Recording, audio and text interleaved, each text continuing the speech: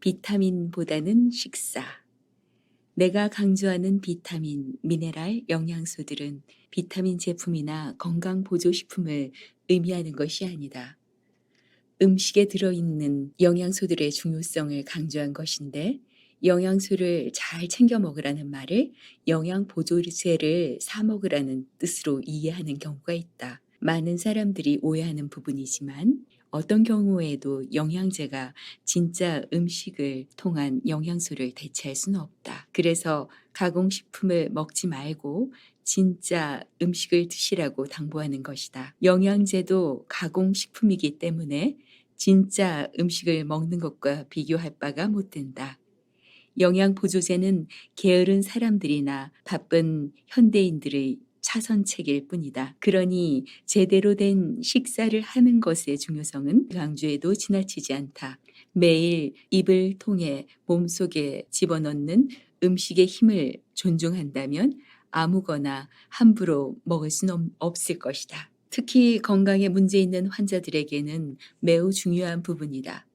다양한 식사법들이 존재한다. 최근 열풍을 일으킨 저탄고지 식사법이 있고 그와는 반대로 대척점에 위치한 듯한 현미채식이 있다. 그 중간쯤에 구석기 식단이 존재한다. 어떤 것이 더 우월한지를 놓고 논쟁하는 것은 무의미하다. 그건 복싱이 세냐 유도가 세냐 하고 싸우는 꼴이다. 모두 훌륭한 무술이고 각자 필요한 상황이 존재할 뿐이다. 저탄고지 식사가 맞는 환자가 있고 현미채식이 유리한 환자가 있다. 이에 대한 판단은 영양학 전문의와 상담하는 것이 가장 좋다. 음식은 별로 중요하지 않으니 아무거나 잘 먹으라는 의사라면 그가 알려주는 다른 조언에 대해서도 의심해 볼 필요가 있다. 독소 배출을 위한 식사법. 웨인 피커링 박사는 건강을 위해 무엇을 먹느냐보다 내 몸에서 무엇이 빠져나가느냐가 중요하다고 강변한다. 건강은 체내 독소와 해로운 물질들을 효과적으로 배출하는 능력에 달려 있다는 것이다. 즉, 디톡스는 따로 프로그램을 통해 캠페인처럼 하는 게 아니라 식사를 통해 생활 속에서 실천해야 한다는 것이다. 디톡스 자체가 의학 용어가 아닌 마케팅 용어가 되어버리는 바람에 많은 의사들이 그 개념을 인정하지 않고 오히려 거부감을 드러낸다. 그나마 요즘엔 인식이 조금 바뀌어 디톡스의 중요성을 강조하는 의사들이 나타나는 추세다. 하지만 디톡스라는 게 별게 아니다. 정상적이고 건강한 몸이라면 매일 효과적인 디톡스를 할 수 있어야 한다. 바로 대소변과 땀을 통한 노폐물의 배출이다. 그게 안 되면 몸에 염증 물질이 쌓여 관절, 척추, 손가락 마디가 아플 수도 있고 혈관이 탁해져서 당뇨와 고혈압이 생기고 그런 상태가 장기화되면 간, 심장, 신장, 말초신경 등이 손상될 수도 있다. 평소에 배출을 제대로 못하고 사니까 디톡스 프로그램이 필요한 것이다. 어쨌든 건강을 위해선 배출이 관건인데 이는 음식을 통해 가능하다. 영양가 높고 깨끗한 음식을 먹어서 우리 몸의 간이나 신장, 땀샘 같은 해독 공장이 잘 돌아가면 독소 배출이 용이해진다. 반면 식품 첨가물과 인공색소, 옥수수, 녹말 위주의 음식을 꾸준히 먹고 약물을 장기 복용한다면 간은 제대로 해독하지 못해 늘 독성 물질이 쌓여 있게 된다. 배출할 겨를이 없는 것이다. 더러운 정수기 필터를 청소하기 위해 깨끗한 물을 오랫동안 흘려보내야 하는 것과 같은 이치다. 그러므로 깨끗하고 영양가 높은 음식만이 건강을 유지하는 비결이다. 특히 만성질환 환자들은 식단부터 바꾸지 않으면 다 소용없다. 당뇨에는 뭐가 좋대. 광고에 자꾸 현혹될 필요는 없다. 병이 있으면 체내 독소를 어떻게 빼낼 것인가를 먼저 궁리해야 한다. 음식을 소화시키고 에너지를 만들어 사용하는 과정에서 화학적 폐기물이 생기는데 이를 몸속에 쌓아두고 있다는 것은 상상만 해도 찝찝하지 않은가. 암, 당뇨, 고혈압 약을 복용하면 그 약들 역시 디톡스의 대상이 된다는 것을 기억해야 한다. 비타민, 영양제, 건강보조식품도 음식을 잘 가려 먹으면서 건강을 지키려고 노력할 때 보조적으로 도움이 되는 거지, 하루 두 끼를 패스트푸드나 편의점 가공식품으로 때우면서 보상 심리로 비타민이나 미네랄을 먹어서 부족한 영양분을 채워봤자 도움이 될 리 없다.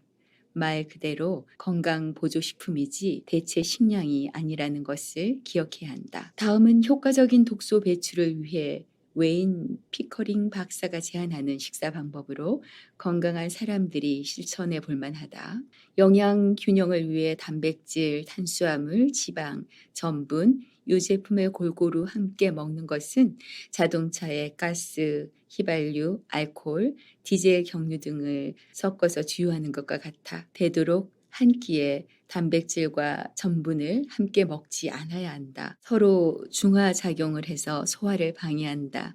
고기는 산성이고 전분은 알칼리성이다. 단백질은 부패하고 전분은 발효된다. 그 결과 소화관 안에 박테리아가 증식한다. 소화불량, 가스, 방귀, 변비, 역류성 식도염을 일으키기도 한다. 예를 들면 햄버거에 프렌치 프라이, 탕수육이나 돈가스, 고기 먹고 후식으로 먹는 칼국수나 밥 등이 이에 해당한다. 전분을 먹었을 때는 2시간 후에 단백질을 섭취하는 것이 좋다. 단백질은 소화 시간이 더 걸리기 때문에 단백질을 먼저 먹었을 경우 3시간 후에 전분을 먹는 것이 좋다. 또 아침, 점심, 저녁 골고루 먹는 것이 아니라 각기 다른 음식을 먹는 것이 좋다. 예를 들어 아침에는 과일 같은 가볍고 단순한 음식을 먹고 점심에는 아침 식사보다는 복잡한 음식을 먹되 양은 아침 식사보다 적어야 한다. 복잡한 음식이라 함은 전분과 탄수화물로서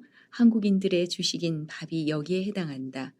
저녁 식사로는 고기나 생선 같은 단백질 위주의 소화 과정이 다소 복잡한 음식을 먹되 양은 가장 적게 먹을 것을 권하고 있다. 후식으로 과일을 먹는 것 역시 좋지 않다. 과일 다당은 소화가 쉽게 일어난다. 위가 아닌 소장에서 소화된다. 식사 후 디저트로 과일을 먹으면 위장의 다른 음식들과 함께 갇혀 있게 된다. 조금 과장하여 소화되기 전에 썩기 시작한다고 보면 된다. 특히 멜론이나 수박, 참외는 다른 음식과 함께 먹지 않는 것이 좋다. 원래 멜론이나 수박, 참외는 별 노력 없이 쉽게 소화되는 음식이라 다른 음식들과 섞여서 장에 오래 머물 경우 소화되기 전에 발효가 시작된다. 과일은 후식이 아니라 밥 먹기 30분 전에 먹는 것이 흡수에 도움이 된다. 이제는 2부로 넘어가 볼게요. 자, 이번에는 의사 선생님께서 수면이 버리는 시간이 아니라 건강에 투자하는 시간이라고 큰 글씨로 쓰셨어요. 읽어드릴게요. 이 책에서 단 하나의 챕터만 읽어야 한다면 나는 주저하지 않고 이 챕터를 꼽을 것이다.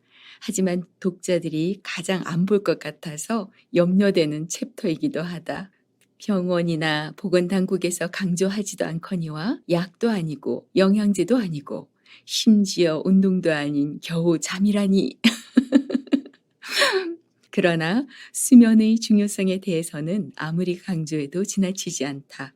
하지만 불행하게도 현대인들이 가장 간과하는 것 중 하나가 수면이고 따라서 가장 부족한 것이기도 하다. 무료로 얻을 수 있다 보니 별 값어치를 못 느끼고 심지어 우리의 가치관은 잠자는 시간을 아까워한다. 생활 습관 때문에 수면이 부족한 경우도 있고 몸 상태가 온전하지 못해 숙면을 취하지 못하고 어려움을 겪는 경우도 있다. 이래저래 현대인들 대부분이 심각한 수면 장애 상태에 빠져 있는데 이는 현대인들의 수많은 건강 문제들과 밀접하게 연결되어 있다. 당뇨, 고혈압, 고지혈증, 비만 모두 수면과 관련이 있다. 우울증이 악화되기도 하고 면역력을 떨어뜨려 감염성 질환이나 암 발생 위험도 증가한다. 잠자는 문제를 해결하지 않고서는 아무리 식습관을 바꾸고 운동을 하고 약물 치료를 해도 큰 변화가 없는 경우가 대부분이다. 단순히 잠자는 시간만을 의미하는 것이 아니라 수면의 질도 중요하다. 바쁜 현대인들의 삶 속에서 잠자는 시간이 아깝게 느껴지기는 한다. 일하랴, 공부하랴, 바쁜 와중에 취미 활동이나 유흥까지 즐기다 보면 쥐어짤 수 있는 시간은 잠을 줄이는 방법밖에 없다. 왠지 잠이 많으면 바쁘게 돌아가는 현대의 기준과 맞지 않은 게으른 사람으로 보이기도 한다. 사당 오락이라 해서 4시간 자면 대학에 붙고 5시간 자면 떨어진다는 끔찍한 말도 들어보았을 것이다. 사회 분위기가 수면 부족을 부추긴다. 정주영 회장이나 나폴레옹도 하루에 4시간만 잤다는 일화가 자극이 되는 반면 원하는 만큼 잠을 실컷 자는 생활 태도는 타인에게 큰 기감이 되지 못한다. 잠을 줄이면 사회적으로 성공 확률이 높다는 데에는 동의한다. 더 많은 시간을 쓸 수 있을 뿐 아니라 부지런하고 성실한 생활이 가능하기 때문이다. 물론 성공의 개념은 사람마다 차이가 있겠지만 사회적 통념의 성공을 이룰 확률이 높을 것이다. 하지만 단언컨대 더 건강할 수는 없다. 아니, 그보다는 사람마다 체력과 체질의 차이가 있으므로 누구에게나 권할 일은 아니다. 잠을 아껴서 그 시간에 놀거나 일하는 것은 미래의 건강을 값을 받아 쓰는 것과 다를 바 없다. 잠자는 시간은 결코 버리는 시간이 아니다. 건강에 투자하는 신성한 시간이다. 수면 부족은 얼마나 위험할까? 하루 수면 시간이 5시간 미만일 경우 전체 사망률은 15% 증가한다. 2015년 CNN.com에 따르면 자거나 죽거나라는 자극적인 제목의 기사가 실렸다. 미국 수면의학학회의 최신 연구를 토대로 작성된 기사로 수면 부족과 심장마비를 비롯한 뇌졸중, 당뇨, 비만 등 사망과 관련된 심각한 질환들의 발병 위험 증가율 간의 상관관계를 다룬 기사였다. 바꿔 말하면 수면 부족은 죽느냐 사느냐의 문제라는 것이다. 실제로 수면 부족은 조기 노화와 연관이 있다. 한 코호트 연구에서 중년 남성들을 비교했는데 하루 평균 수면 시간이 5시간 이하인 경우 7시간 이상 수면하는 그룹에 비해서 텔로미어의 길이가 6% 짧게 관측되었다. 텔로미어는 염색체 끝단에 존재하는데 나이를 먹을수록 점점 짧아지기 때문에 생물학적 연령을 알려주는 지표가 되기도 한다. 스트레스, 근심, 우울증 모두 만성적인 불면증 증상 중 하나다. 이들은 수면 부족의 증상이기도 하지만 원인이기도 하다. 일주 리듬에 부정적 영향을 끼쳐 수면 시간은 물론 수면의 질을 떨어뜨린다. 불면증 환자 거의 전부가 삶의 스트레스가 높거나 최근에 근심거리가 증가했다고 보고한다. 스트레스가 생화학적 반응을 일으켜 수면 부족을 유발하고 반대로 수면 부족은 스트레스를 증가시키니 악순환의 고리에 빠지는 것이다. 수면 부족이 행동 능력에 영향을 미칠까? 하버드 의과대학에서 수면 부족의 영향에 대해 연구했다. 3천여 명의 의과대학 레지던트 1년차들을 대상으로 한 연구였다.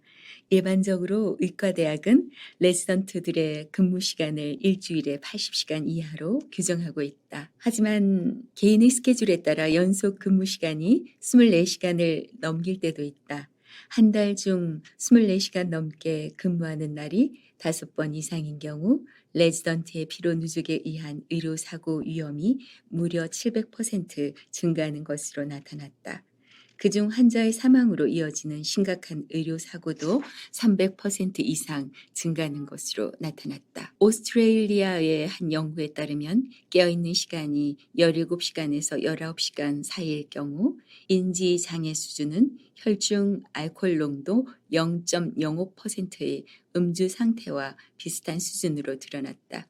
이는 평범한 보통 사람들이 깨어 활동하는 평균적인 시간에 불과하다. 그런데 계속 잠을 자지 않고 몇 시간 더 깨어 있을 경우 인지 능력은 급격히 떨어져 혈중 알코올 농도 0.1%와 유사한 수준에 이르게 된다.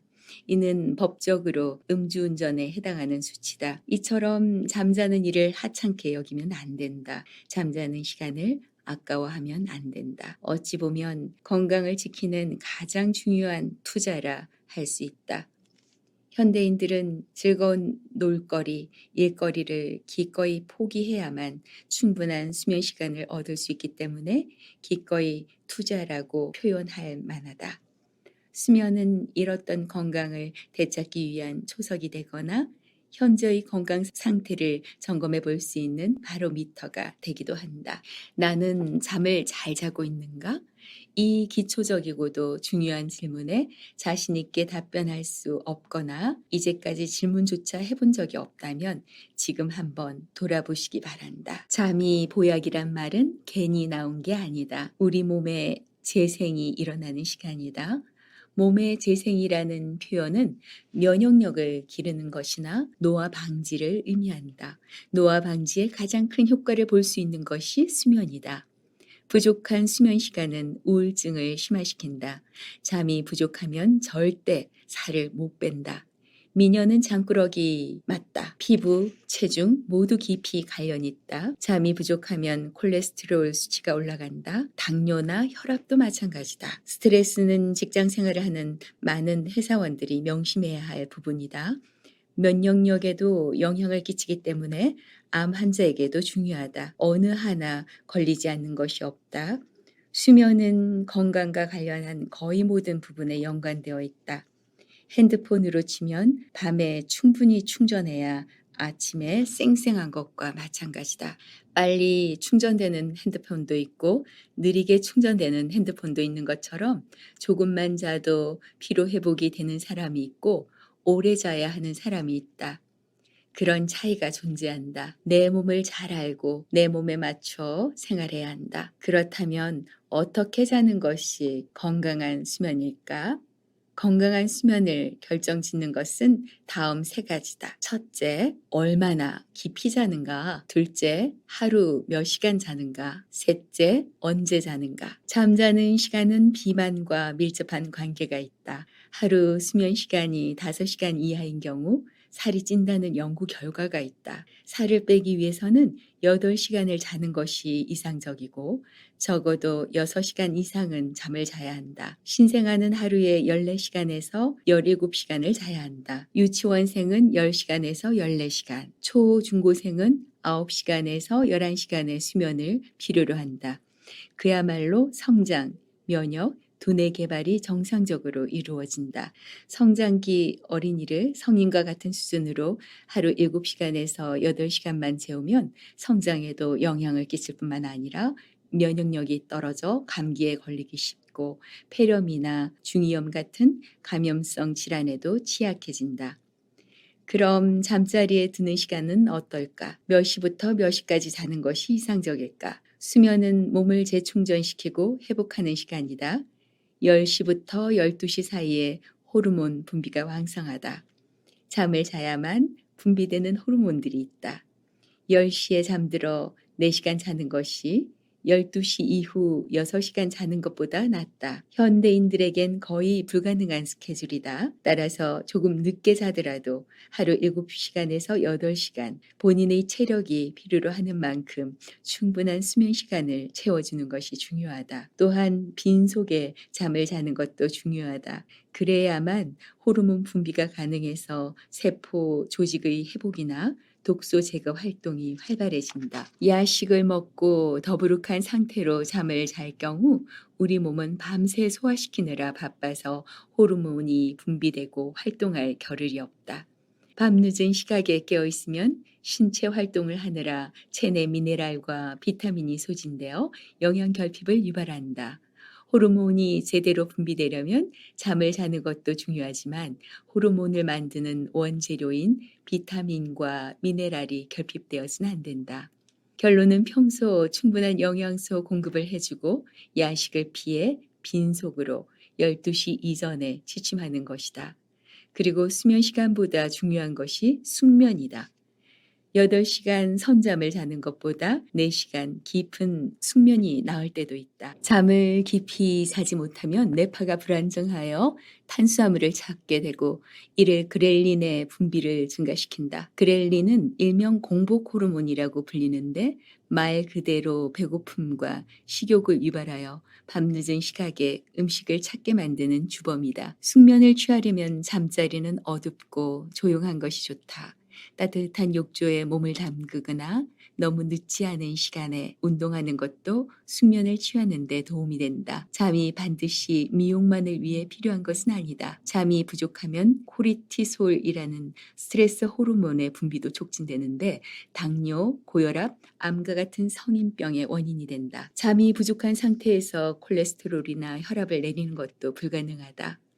약을 먹는 수밖에 없다. 코르티솔은 그렐린과 마찬가지로 식욕을 높이고 지방을 저장하기 때문에 살이 찌는 원인이 되기도 한다.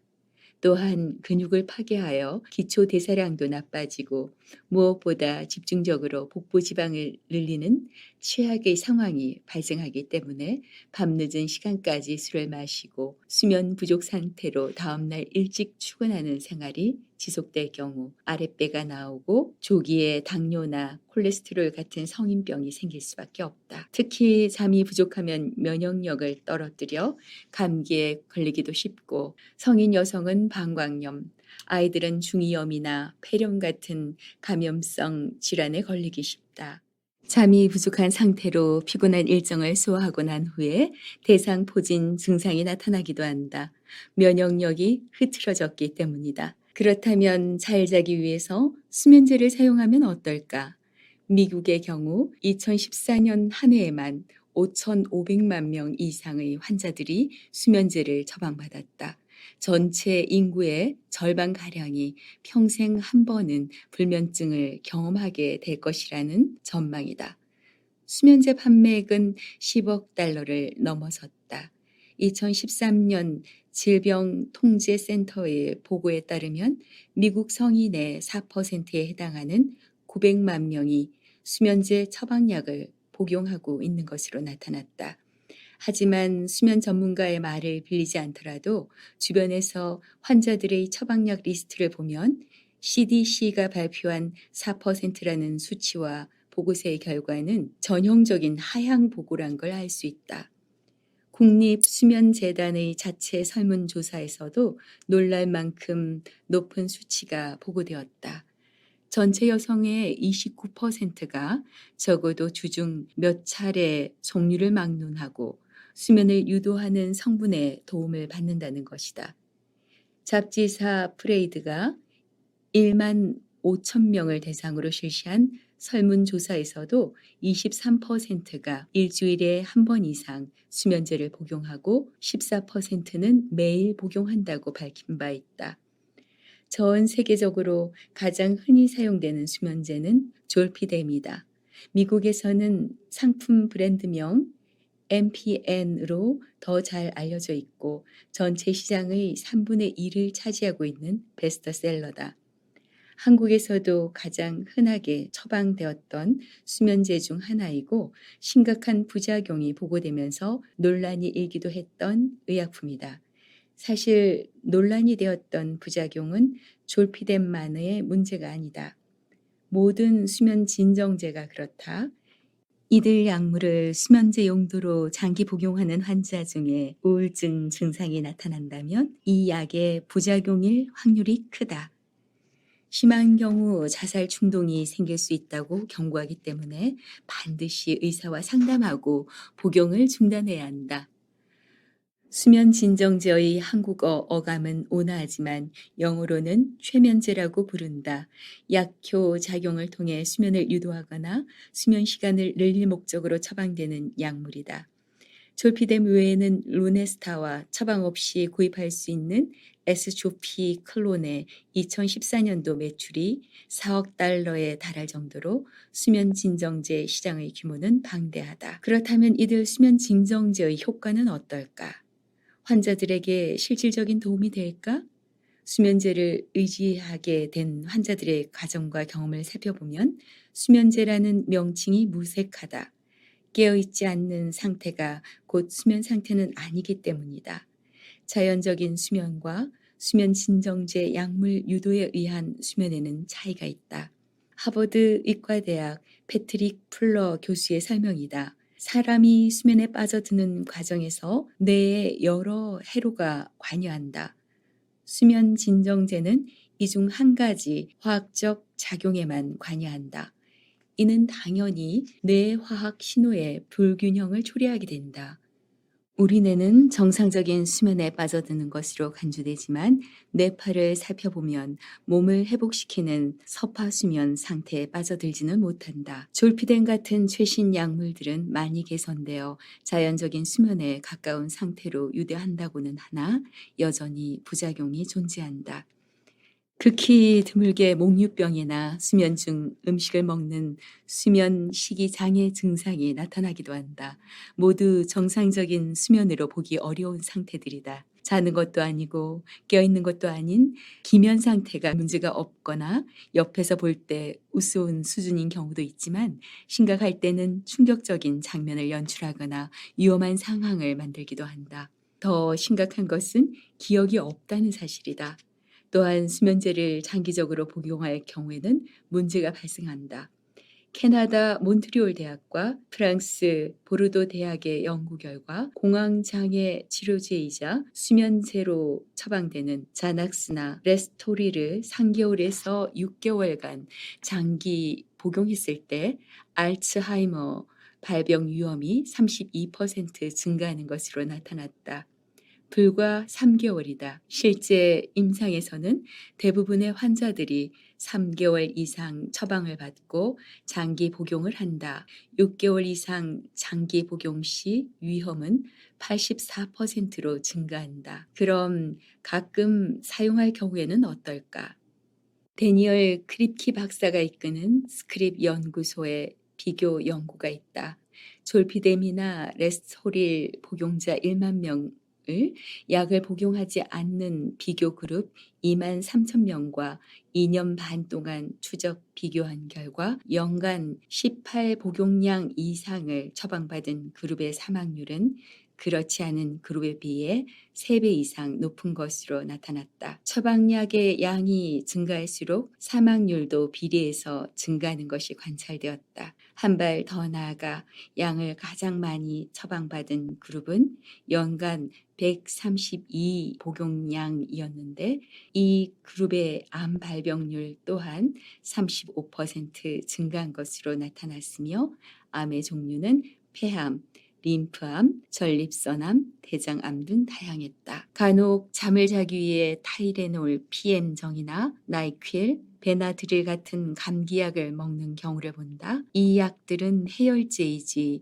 수면제가 아니다. 약의 부작용을 이용하는 경우인데 대표적인 약물 남용이다. 늦은 저녁에 먹어도 약효가 시작되는 시간이 오래 걸려 자정 넘어서야 약효가 나타나기도 한다. 그리고 아침 일찍 일어나야 하는데 약효가 오전 9시까지 지속될 경우 커피를 마시고 체내에서 배출하려고 온갖 방법을 동원해도 피곤한 경우가 있다. 심지어 비행기를 타고 한국에 가면서 아이를 재우기 위해 타이레놀을 먹이는 것을 비법 아닌 비법이라고 자랑하는 엄마들도 있다. 이는 약물 남용을 넘어 아동 학대다. 오늘은 환자혁명 1부와 2부 나눠서 들려드렸는데요.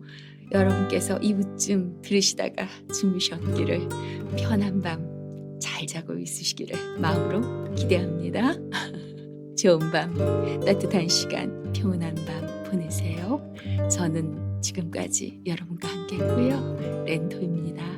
바이바이.